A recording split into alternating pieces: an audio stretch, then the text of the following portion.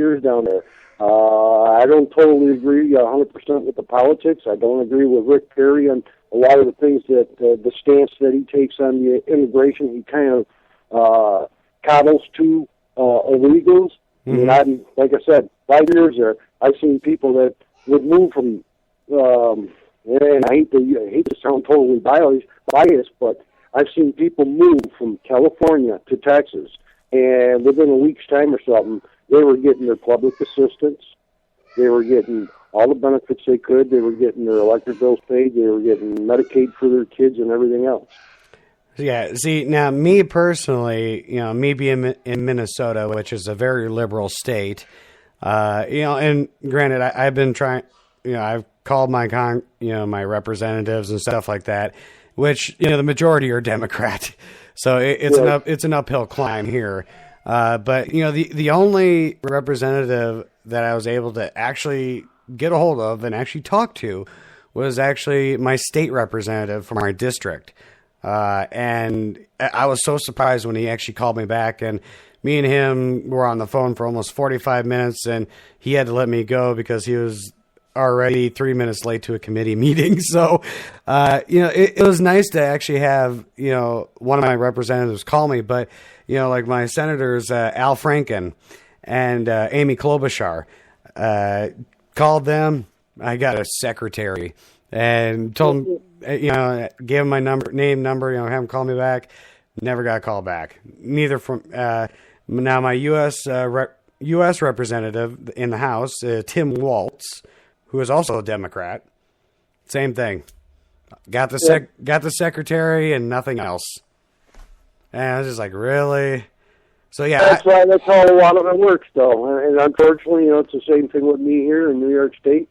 I mean, I've sent numerous emails out and stuff, and you know what? It might take a week or 2 weeks back, and all I get is that standard chain letter that says, "Thank you for your recent contact. Yeah. However, due to the recent Sandy Hook shooting, we firmly believe that the Second Amendment needs to be revised and gun control needs to be implemented." It's like, you got to be kidding me. Do you even read anything that I'm saying?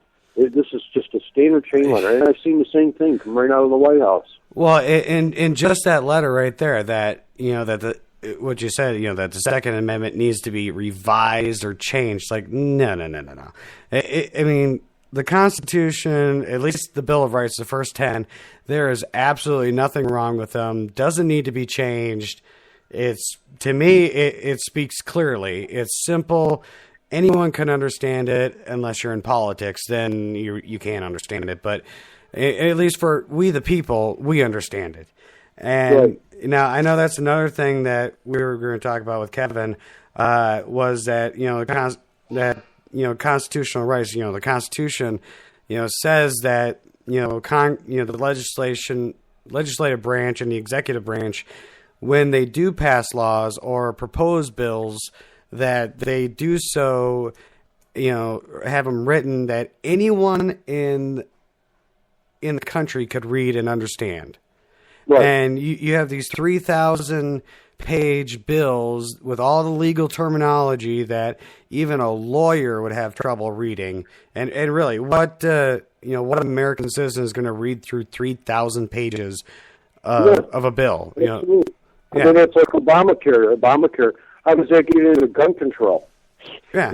If this is supposed to be about health benefits and taking care of the people, how do you slip in, like at 300 pages in, about gun control? Well, there's this sudden push about the doctors coming out with these new forms that ask patients, you own guns. Well, how does that have a factor? Now, I mean, you can see the whole thing is leading towards gun control, gun registration, and confiscation. Right. And as we heard earlier on during the break, I played a speech from a former Holocaust survivor in Germany. Her name is Katie Wolfman. Right. And you know what? I've actually pushed that around for about the past 4 or 5 months, and I've posted that so many times because when I first read it, I had a friend send it to me, Well, a friend posted that on his page, and it came to my page. And when I read that, it was like, you know what? That does make a lot of sense. And you know what? We're following in those exact same footsteps. Yeah. You know, here's a glorious talker that comes up and says, "Oh, you know, I'm your friend. I'm here to help you. You know, I'm gonna provide food for you, and I'm gonna do this for you. Let me help you. But here's what you got to do for me." That's exactly what's happened. That's what's been happening since 2008. Yeah. I mean, I can remember that first speech that I think was on the 2008 inauguration day, where Obama was saying that our nation needs to have a second police force as strong as our military and as well armed as our military. So what the hell is the purpose of that? Well, today we see it, don't we? Yeah. Here it is, like 5 years later, and we can see it. It's called Department of Homeland Security. Exactly. Which is supposed to be just a domestic policing force to stop terrorism. But then again, it's supposed to be a part to secure our borders. Right. And you know what? If we go back to 9/11 and we look at our borders, especially our southern borders, that there really hasn't been any change there. Oh yeah, they might have added a couple of 100 feet or a mile, couple of miles of fencing or something. But has the border been secured? No, not at all. Oh, you know what? I drove truck over the road. Even when I was down in Texas, I drove truck over the road. And I used to go into places like Arizona, New Mexico, Colorado. And especially getting up into Colorado or the northern states, I could not believe how many Mexicans or illegals that I actually seen that were residents in those states. Yeah. And Well, they came across the border. And even to this day. I don't know if you follow Dennis Lynch at all. He's got the big push on exposing what's wrong with our immigration and the amnesty and how this is happening on a daily basis. And you know what? Even when I was down in Texas and I used to go down to like El Paso or something, some of those little bordering towns, you know what? I had to go through checkpoints and stop at checkpoints with driving a semi-truck. And you know what? Those Border Patrol agents would actually take and make me get out of the truck, jump right up in the cab, search in the bunker, search the truck. You know, if I didn't have a seal on the back door, they had the back doors open and they were looking at what was loaded or whether the trailer was empty. And some of that I can understand, but you know what? That's obviously, yeah, these people don't walk down the road. They're traveling through the back brush. I mean, it's an obvious factor. Right. Yeah, exactly. And sorry, I got kitties in the back screaming. But now what I wanted to ask you here, Dob, about the organization Unite by Zip. Now I remember when you first came to me about it, and and I'm on board with it as well. I'm on your page. You probably see me on there already. Yeah. Yeah, absolutely. And now I do have to ask this question.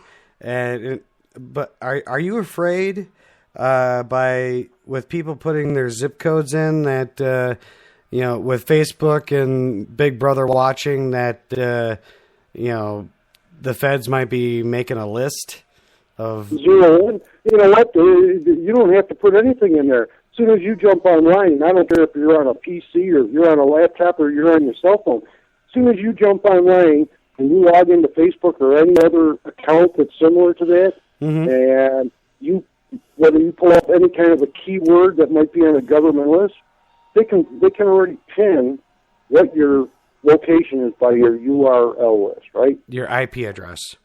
Yeah, right, exactly. Yep. Your IP address, which is specific to only the computer and the router that you're getting your internet from.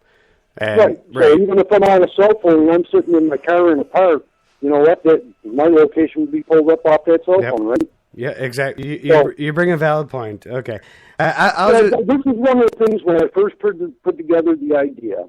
I thought it out, and I've actually said to people, and I actually have an ideology that was wrote up about it, that people can put in a nearby zip. Okay? So in other words, let's say I'm just going to pull a zip out of the air. If you live in 34451, and you don't want to give your exact address, what's the next zip over? Because every place across this country, every community, whether it's a town, village, or city, is broke down into a little section. So within 5 miles, 10 miles, or whatever it may be, I mean, if you live out in the country, you might have 20 miles before you hit another zip. But you can always put in that nearby zip. Right. Okay. Well, I always put my real zip in there. You know. Yeah, I've got nothing to hide. I mean, that's one of the deals. I've actually had my computer hacked already. Even on a cell phone, my cell phone's been hacked and everything else. And it's like, you know what? I've gotten to a point. I don't care. I'm speaking my peace of mind. And you know what? I'll speak my peace of mind until the day I die. If I think the government's doing something wrong, I will certainly spell it out. Should I fear it? No, absolutely not. Do I think that at some point in time, they're going to anticipate kicking in my door? More than likely. You know what? I've already told them flat out, whether it was typing in post on Facebook or talking to other people on the phone or even texting people on my phone. You know what? I don't care if this government wants to try to kick in my door, because if they do, they better be prepared for a firefight, and they better not fall over the tripwires. That's all I can tell you. Okay. In other words, yes, I will stand my ground, and I will fight to the death, and I will not fall alone. There you go. I was just wondering, but then once you brought it up, when you do post anything to Facebook, it literally tells you, even if you're on your mobile phone and on the road, it'll say you're near such and such city, or absolutely. Or whatever. So it's already giving your location out already. So by you putting your zip code, that's not really, you're not doing nothing that Facebook isn't already grabbing anyways. Yeah. This isn't like you're putting your street address in there. This right. Isn't like you can expect them to show up at your door without having to research you or hunt you down. So. Right. I mean, like I said, right off the bat, zip code. My zip code, I'm actually another town over than what I post myself. How far am I? I'm in an area that probably could cover a 10-mile radius, or at least a good 5-mile radius. How many households are in that radius? They got to go door to door to look for me? No. All they got to do is ping my IP address, right? Right, exactly. Now, have you contacted your sheriff to see, or at least your local sheriff, to see what his thoughts on the Second Amendment are, or if my local sheriff in Erie County, it took him a little bit of time to actually stand up and voice his opinion about the SAFE Act. He's actually on board with most of the sheriffs across the country that he swore an oath, and that was to the Second Amendment, to our Constitution, and to uphold our Bill of Rights. And he's actually become a rather vocal about his beliefs. Of course, we have local representatives that are actually trying to challenge him about, well, if this is put into a state law and you're not following, then how are you doing your job? So, there's a little bit of a contest going on between the representatives of the state and the sheriff's department. And of course, you can see that all across the country where, a number of sheriffs stood up and said it's unconstitutional. The sheriffs, as far as I know, with all legalities there, they were the first law enforcement that was ever created. Drag the new Nokia Lumia 928 to reveal even more. What the heck? Sorry about that. Your hand. That's all right. That's what I've seen, and from what I've learned through different readings, is that the sheriff by county is actually the executive force, and stands their enforcement actually stands above Secret Service, FBI, CIA, or anybody else in that county. Right. County by county, the sheriff is the ultimate law. Right. Yeah. He in a sense, in a law enforcement sense, in the county, he is the president or the chief executive of that county. So, exactly. You got to take everything from from the sheriff. Now, I just pulled up an article. That's why you heard the advertisements. Okay. Now, and this is something I was talking about earlier, but we